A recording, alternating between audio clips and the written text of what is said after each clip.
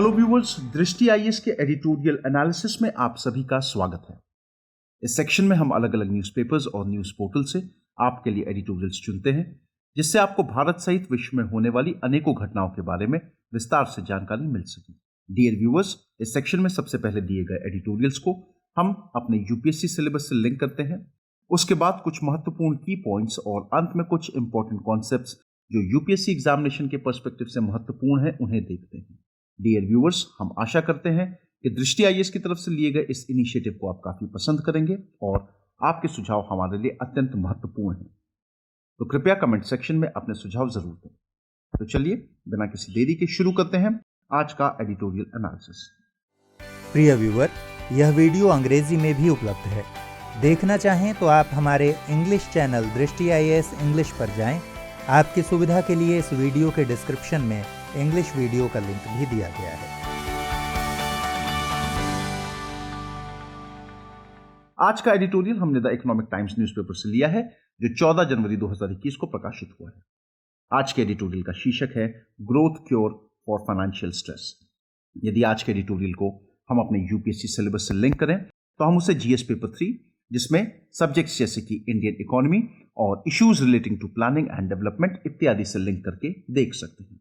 आज के एडिटोरियल के कुछ प्रमुख बिंदु। भारतीय रिजर्व बैंक की नवीनतम वित्तीय स्थिरता रिपोर्ट में जहां कोरोना महामारी के प्रभाव के मूल्यांकन में यह कहा गया है कि बुरा समय अब बीत गया है, वहीं यह भी कहा गया है कि आर्थिक पुनः प्राप्ति का रास्ता अनिश्चित बना हुआ है।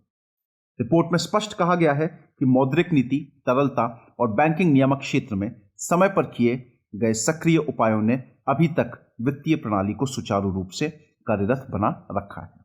व्यूअर्स, जैसा कि हम जानते हैं कि भारतीय रिजर्व बैंक ने अपनी 22वीं नवीनतम वित्तीय स्थिरता रिपोर्ट जारी की है। उसमें यह कहा गया है कि कोरोना महामारी का जो प्रभाव था वो अब पूरे तरीके से हट चुका है।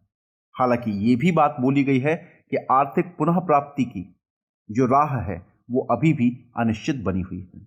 यदि रिपोर्ट की माने तो यह कहा गया कि कई सारे ऐसे फैसले, कई सारे ऐसे इनिशिएटिव्स जैसे कि मॉनेटरी पॉलिसी, तरलता और बैंकिंग नियामक क्षेत्र में जो सक्रिय उपाय किए गए थे, उन्होंने वित्तीय प्रणाली को एक सुचारू रूप से चलने में मदद उपलब्ध करवाई है।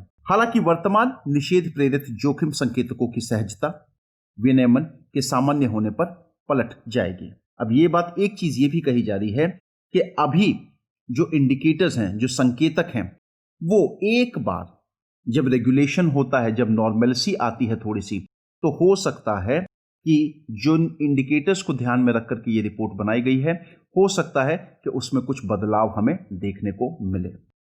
एक गंभीर वित्तीय समस्या से बचने का एकमात्र तरीका अर्थव्यवस्था का मजबूत विकास सुनिश्चित करना है, ताकि नए राजस्व और आय कंपनियों को अपने ऋण की सेवा प्रस्तुत करने में सक्षम कर सकें। बहुत जरूरी चीज जो समझने वाली ये है कि इस समय हमको, यदि आने वाले समय में किसी भी वित्तीय समस्या से हमको निपटना है, तो बहुत जरूरी है कि अर्थव्यवस्था को बहुत मजबूती प्रदान करें। और यह जरूरी है कि भाई अर्थव्यवस्था जो है वो एक बहुत ही मजबूत दर से आगे उसका विकास हो, ताकि जैसे जैसे नया राजस्व आएगा वैसे वैसे कई सारे इंस्टीट्यूशंस, कई सारी कंपनियां जो हैं वो अपनी सेवाएं और बेहतर तरीके से उपलब्ध करवा सकती हैं। इस समय इस तरीके के विकास को यदि हमको बढ़ावा देना है तो हमें बहुत ही मजबूत राजकोषीय समर्थन की आवश्यकता होगी, जो हमें सरकार से मिल सकता है। इससे पहले कि हम लोग आगे बढ़ें, थोड़ी सी जानकारी हम लोग वित्तीय स्थिरता रिपोर्ट के बारे में प्राप्त कर लें। वित्तीय स्थिरता रिपोर्ट भारतीय रिजर्व बैंक का एक अर्धवार्षिक प्रकाशन है, जो भारत की वित्तीय प्रणाली की स्थिरता का समग्र मूल्यांकन करती है। साथ ही यह वित्तीय क्षेत्र के विकास और विनियमन से संबंधित मुद्दों पर भी चर्चा करती है। वर्तमान परिदृश्य के संदर्भ में यदि हम लोग बात करें तो रिपोर्ट में यह कहा गया है कि साख समर्थनकारी पैकेजों को सुनिश्चित तरीके से पेश करने की आवश्यकता होगी, और इसलिए इसने आर्थिक पुनः प्राप्ति के बेहतर प्रबंधन के लिए एकाग्र वित्तीय विकास और जोखिम शमन प्रयासों का आह्वान किया है। जरूरी यह है कि यदि हम लोग चाहते हैं कि अर्थव्यवस्था आगे भी सुचारू रूप से चले और बेहतरी की ओर बढ़े, तो बहुत जरूरी है कि जो समर्थनकारी जो पैकेज हैं उनको एक सुचिंतित तरीके से प्रस्तुत किया जाए और इन चीजों पर फोकस किया जाए कि जो रिस्क है, जो जोखिम है, वो कम से कम हो और उन प्रयासों पर हम लोगों को फोकस करने की जरूरत है जो रिस्क को घटाने की पूरी सक्षमता रखते हों। यहां पर बैंकों को और सरकार को बहुत ही सचेत होकर के अपने कदम आगे बढ़ाने पड़ेंगे। रिपोर्ट में पाया गया है कि प्रदर्शन संकेतकों और अनुसूचित वाणिज्यिक बैंकों की संपत्ति की गुणवत्ता में देर से सुधार नजर आया है, लेकिन पुनः प्राप्ति में अनिश्चितताओं के कारण पूंजी अनुपात गैर रेखीय तरीके से बदल सकते हैं। एक बात और जिस पे हमको ध्यान देने की जरूरत है वो ये है कि इस समय जो हमारे अनुसूचित वाणिज्यिक बैंक हैं उनकी भी जो एसेट क्वालिटी है धीरे धीरे करके ही सही, लेकिन उसमें हमको एक सुधार देखने को मिला है। हालांकि ये बात बिल्कुल कही जा रही है कि पूंजी अनुपात के कारण, क्योंकि पूंजी अनुपात का यदि हम लोग रेशियो देखें तो वो बहुत ही गैर रेखीय तरीका होता है, कोई फिक्स्ड पैटर्न नहीं है। तो हम ये मान सकते हैं कि भाई जो पूंजी अनुपात है उसके चलते कहीं ना कहीं आगे आने वाले समय में हम लोगों को थोड़ा सा फेरबदल होता हुआ यहां पे दिखाई दे सकता है। ये जो परफॉर्मेंस है ये थोड़ी सी गिरती हुई नजर आ सकती है। अब यदि मैं आपसे ये कहूं कि पूंजी अनुपात क्या होता है, तो पूंजी अनुपात को देखिए समझने की जरूरत है, बहुत सिंपल सी।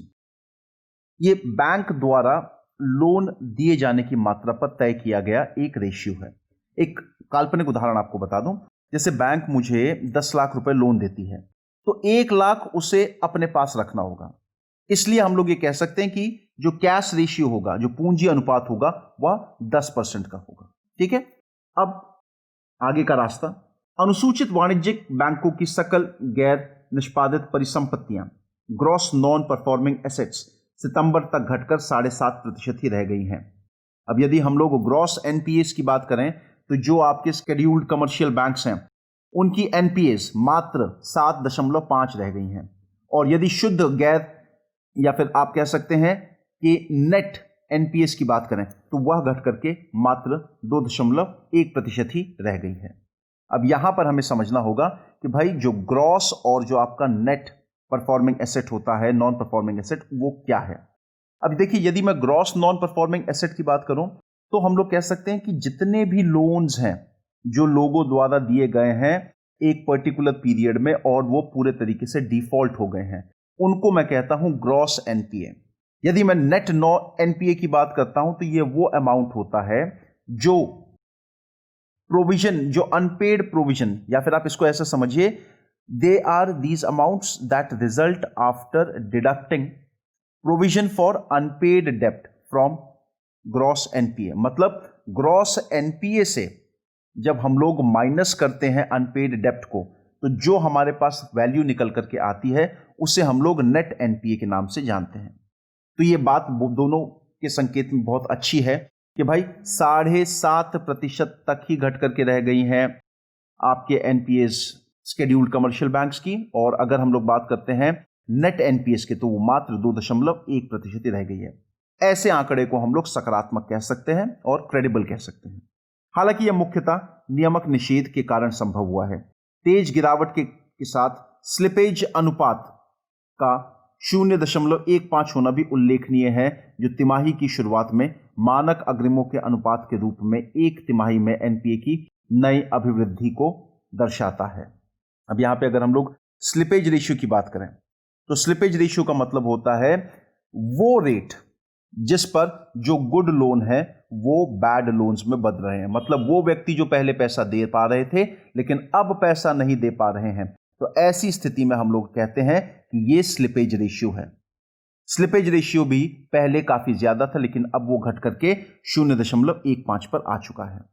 अब यात्रा, पर्यटन, आतिथ्य और अचल संपत्ति सहित कॉर्पोरेट क्षेत्र में प्रदर्शन को बढ़ावा देने और परिवारों की आय में सुधार करने के लिए क्षेत्र विशिष्ट नीतिगत पहलों की आवश्यकता है। अब सरकार को एक चीज पर जहां बहुत ज्यादा खास ध्यान देने की जरूरत है वो ये कि भाई खास तौर से ऐसे सेक्टर जो कोरोना महामारी के दौरान जिन्होंने सबसे ज्यादा संकट झेला है, जैसे कि यात्रा, पर्यटन, आतिथ्य और रियल एस्टेट, इन सभी क्षेत्रों पर सरकार को अब ध्यान देने की जरूरत है। कोशिश करनी चाहिए सरकार को कि इन सेक्टर्स को दोबारा से सुचारू किया जाए ताकि इस सेक्टर से जुड़े हुए लोगों को एक बार फिर रोजगार मिल सके और उनकी आमदनी में, उनकी आय में वृद्धि हो सके। सरकार को एक और चीज इसके ऊपर फोकस करना है, वो ये कि जो परिवार हैं उनकी जो आय है उसको किस तरीके से सुधारा जाए, उसको किस तरीके से बेहतर बनाया जाए। ज्यादा से ज्यादा एवेन्यूज क्रिएट करने की जरूरत है। जब तक सरकार ऐसा कदम नहीं उठाएगी तब तक हम लोग देख सकते हैं कि भाई जो ग्रोथ है वो बहुत ही लिमिटेड रहेगी। अब यदि सरकार को इन सब चीजों पे ध्यान देना है, यदि सरकार ये चाहती है कि सभी जो हमारे देश की जो आबादी है, हमारे देश में जो कॉर्पोरेट सेक्टर है, इन सभी में एक वृद्धि देखने को मिले, खुशहाली देखने को मिले, तो बहुत जरूरी है कि सरकार एक संयोजित रूप से ठोस कार्रवाई करे। जब तक ऐसा नहीं होगा तब तक हम अपना जो रिजल्ट चाहते हैं वो नहीं अचीव कर पाएंगे। तो व्यूअर्स, ये था आज का एडिटोरियल एनालिसिस। आज के एडिटोरियल से संबंधित जो प्रश्न बन सकता है वो कुछ इस प्रकार है कि वित्तीय स्थिरता रिपोर्ट क्या है, अर्थव्यवस्था के लिए इसके क्या निहितार्थ हैं। तो व्यूअर्स, आई होप आप सभी को यह एनालिसिस पसंद आया हो। धन्यवाद।